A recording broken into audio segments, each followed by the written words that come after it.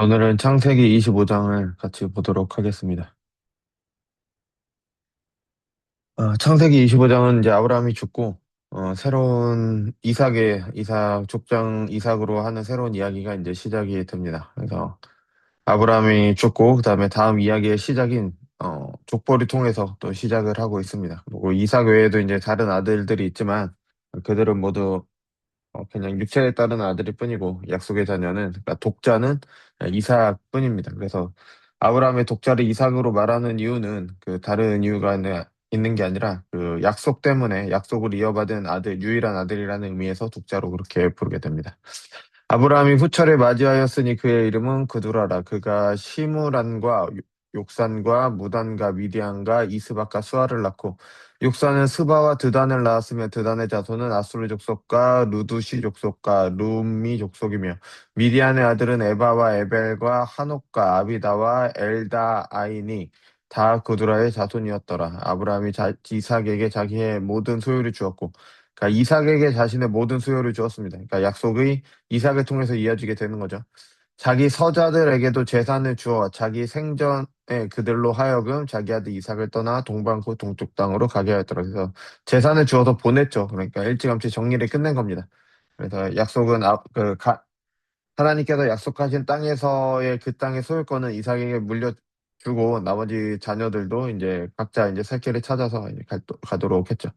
아브라함의 향년이 175세라 그가 나이가 높고 늙어서 기운이 다하여 죽어 자기 열조에게로 돌아가매 이게 보통 죽었다 그러니까 좀 뭐 무덤에 그러니까 그러니까 죽었다라는 히브리적인 표현을 약간 이런 식으로 표현을 합니다. 그래서 그의 아들들인 이삭과 이스마엘이 그의 마물의 앞 햇속 수알의 아들 에브론의 밭에 있는 막벨라 굴에서 장사하였으니 이거는 돈 주고 산 그 굴이죠. 사라가 묻혔던. 이것은 아브라함의 해족속에서 산 밭이라 아브라함과 그의 아내 사라가 거기 장사되니라. 아브라함이 죽은 후에 하나님이 그의 아들 이삭에게 복을 주셨고 이삭은 부엘라 헤로이 근처에 거주하였더라. 그래서 이제 아브라함의 이야기가 끝나고 이제 이삭의 이야기로 이제 연결이 되게 됩니다.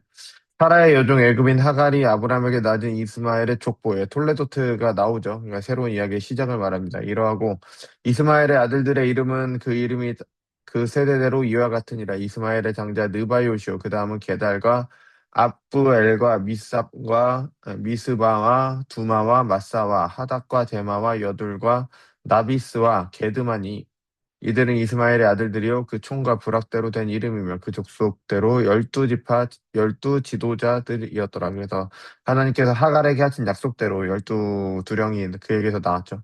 이스마엘이 하향년 137세의 기운이 다하여 죽어 자기 백성에게로 돌아갔고 이제 자기 열조가 아니라 자기 백성이죠. 그러니까 뭔가 약속에서는 멀어졌죠. 그러니까 약속의 자손은 아닌 거죠.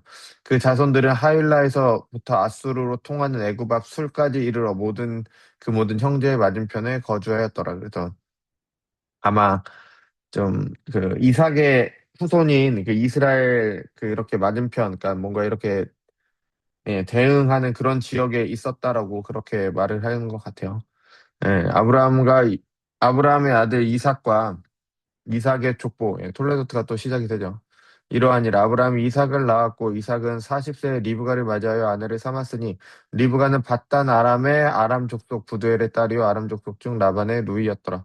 이삭의 그의 아내가 임신하지 못하였으므로 임신하지 못했죠. 사라랑 똑같은 겁니다. 그럼 왜 이 뭐 아브라함의 자손들에게는 손이 귀해서 그러냐? 그렇지 않죠. 이스마엘은 뭐 아이를 잘 낳았죠. 근데 왜 약속을 이어받은 이삭만 그렇게 아이를 힘들게 낳느냐? 이것도 사라가 임신하지 못한 것처럼, 그러니까 인간적인 가능성이 없을 때 하나님께서 약속의 자손을 주신 것처럼, 약속의 자녀는 하나님의 선물임을 말하기 위해서, 그것을 가르치기 위해서 이제 그렇게 하신 거죠. 그래서 간구함에 어려움 앞에서 하나님 앞에 간구함에 하나님께서는 그 간구를 통해서 그 기도에 응답하심으로 하나님의 뜻을 이어가시게 되는 거죠. 그 아들들이 그의 태 속에서 서로 싸우는지라 그가 이르되 이럴 경우에는 내가 어찌할꼬 하고 가서 여호와께 묻자온대. 그러니까 문제가 생겼을 때 하나님께 기도를 했죠. 여호와께서 그에게 이르시되 두 국민이 내 태중에 있구나. 두 민족이 내 복중에서부터 나누이리다. 이 족속이 저 족속보다 강했고 큰 자가 작은 자를 섬기리라. 이미 야곱을 선택한 거죠. 이 뒷이야기라는 우리는 알 수 있는 거는 이제 하나님께서 야곱을 택하셨다라는 것을 이제 알 수가 있습니다. 그러니까 하나님의 주권적인 그 선택을 여기서 이야기를 하고 있고요. 그리고 그럼 이 주권적인 선택을 할 때 항상 얘기가 나오는 게, 그러면은 에서는 하나님께서 망하도록 그냥 두시는 거냐, 그러니까 망하게 만드시는 거냐? 그게 아니죠. 모두 망해야 되는 사람들 가운데서 하나님께서 야곱을 택하셔서 그들에게 은혜를 베푸시는 거죠. 그러니까 마치 하나님께서 모든 사람을 구원할 의무가 있으신 것처럼 그렇게 말을 하면 안 되죠. 그러니까 하나님께서는 모든 사람은 심판해야 마땅하죠. 모든 사람은 하나님의 공의에 따라서 벌을 받아야 되지만 그 중에서 택하신 자들을 구원하시는 은혜를 베푸시는 거죠. 네.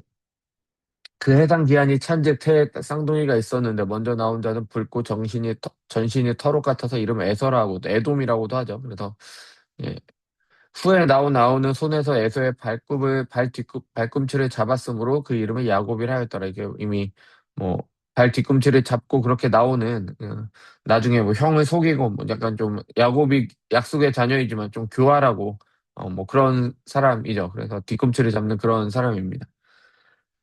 예, 그 아들들이 장성함에 익숙한 상황에서는 익숙한 사냥꾼이므로 뒷사람이 되고 야곱은 조용한 사람이었던, 여기서 조용하다는 의미가 평화롭고 뭐 약간 좀 그런 성품의 사람을 말합니다. 그래서 장막에 거주하니 이삭은 에서가 사냥한 고기를 좋아하므로 그를 사랑하고 리브가는 야곱을 사랑하였다. 그래서 이 가정의 자녀에 대한 편애가 이제 가정의 불화로 이어지게 되죠.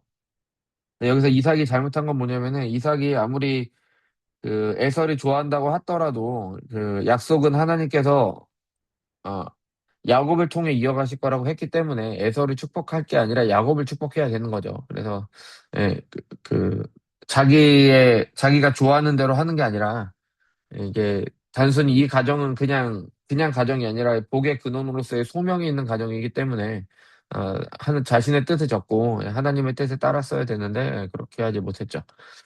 야곱이 죽을 쑤었더니 에서가 들에서 돌아와서 심히 피곤하여 야곱에게 이르되 내가 피곤하니 그 붉은 것을 내가 먹게 하라 한지라. 이게 뭐 팥죽이라고 번역되기도 하는데 이게 뭐 붉은 것이기 때문에 정확히 뭔지는 모릅니다. 근데 어쨌든 에서라는 말이 붉은색이었잖아요. 그래서 그 붉은 것이죠. 그러므로 에서의 별명은 에돔이었더라. 그래서 붉은이라는 뭐 그런 의미가 되겠죠. 야곱 이르되 형의 장자의 명분은 오늘 내게 팔라. 아주 교활하죠. 그래서 형의 약점을 이용해서 장자의 명분을 팔라고 합니다. 에서가 이르되 내가 죽게 되었으니 이 장자의 명분이 내게 무엇이 유익하려. 내가 죽게 되었으니 당장이 중요하지 뭐 장자의 명분이 뭐가 중요하냐. 이 아마 에서와 야곱은 어렸을 때부터 그 하나님에 대해서, 아브라함에 대해서 당연히 배웠겠죠. 배우고 약속의 자녀라는 걸 배웠고 그 가정이 복의 근원이 될 거라는 가정이라는 걸 배웠기 때문에 이 장자의 명분이라는 게 정확히 뭔지는 모를 수 있을지언정 일단은 뭐 가족의 재산을 다 가져가는 것이고 그다음에 약속을 이어가는 자손이 된다라는 것은 알았겠죠. 근데 그것을 에, 아주 하찮게 여겼죠. 당장 죽게 되었는데 눈앞에 있는 어떤 것 때문에 그렇게 팔아버리게 됩니다. 야곱이 이르되 오늘 내게 맹세하라. 에서가 맹세하고 장자의 명분을 야곱에게 판지라. 야곱이 떡과 팥죽을 에서에게 주매 에서가 먹으며 마시고 일어나 갔으니 에서가 장자의 명분을 가볍게 여겼다. 그래서 어, 하나님의 언약도 이제 가볍게 여기는 그런 모습을 보여주게 됩니다.